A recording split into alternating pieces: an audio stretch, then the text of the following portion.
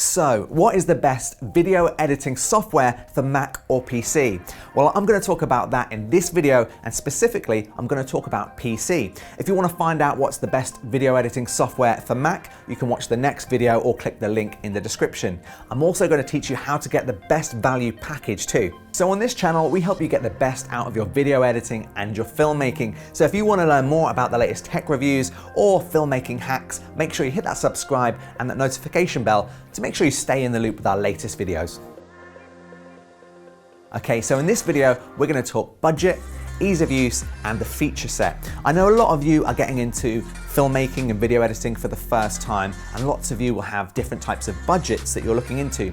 So my advice would be, let's talk about the budget section first, because if you're getting into video editing and you've never done it before, I wouldn't recommend going for a super expensive video editing package until you're really in love with the filmmaking process. So first of all, let's talk about the free software that's available for PC. Now, there used to be something called Windows Movie Maker that was built into Windows. It was always kind of average, it kind of looked a bit dated, and Windows have actually cancelled it, so you can no longer get that on Windows 10.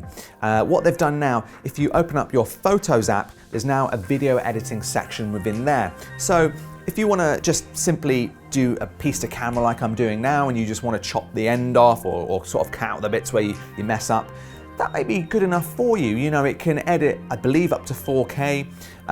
So if you're just doing some basic video editing, that could be the way to go. If you want to move up a level, we have Avid Media Composer first. Now, Avid Media Composer is actually used all around the world in professional studios and film studios too. So it's one to look at if that's the sort of industry that you want to get into. If you want to get into the professional film market, even though I think Avid Media Composer is being left behind a little bit, it's not as popular as, say, Premiere or Final Cut, it's still very much used in the industry. At Editor's Keys, it's still our best-selling keyboard. So they have this free version called Avid Media Composer First. It's a little bit limited, but it will teach you the basics of Avid Media Composer. You can still put a video together, you can still get it out for YouTube. It's free to download, and I'll put a link in the description for that one. Now next, it's DaVinci Resolve. If you want to do a little bit of color correction, if you want to get more into that area, DaVinci Resolve is also free, and it's incredible that software like this is available for free. What I would say the pros and cons are for DaVinci Resolve is that obviously the biggest pro is that it's free, it looks very nice. Just from a usability point of view, I think it makes it a little bit easier than Media Composer to jump into. But with that said, it has so many pages now. It has an ingest, it has a cut page, it has an edit page, it has stuff for color correction, stuff for audio correction, so it can be seriously overwhelming. I mean, if you want to do this as a full-time job, get it, because there's nothing that the program can't really do for free. So that's DaVinci Resolve. We'll put a link in the description below if you want to check that one out. Now, the next one I want to talk about is Adobe Premiere. Now, this is a firm favorite of us here at Editor's Keys. It's not free.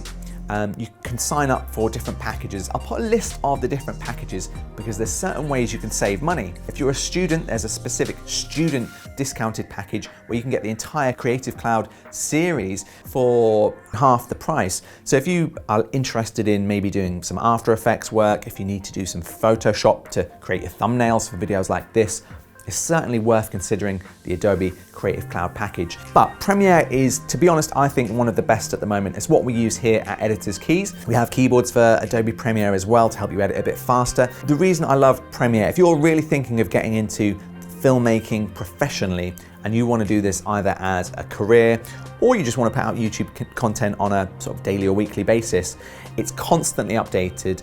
It can work perfectly with the other Adobe apps like Adobe After Effects. If you want to do some additional special effects, you can use it directly with the link within After Effects. You just kind of right-click a clip and it can go straight in and pull it back out.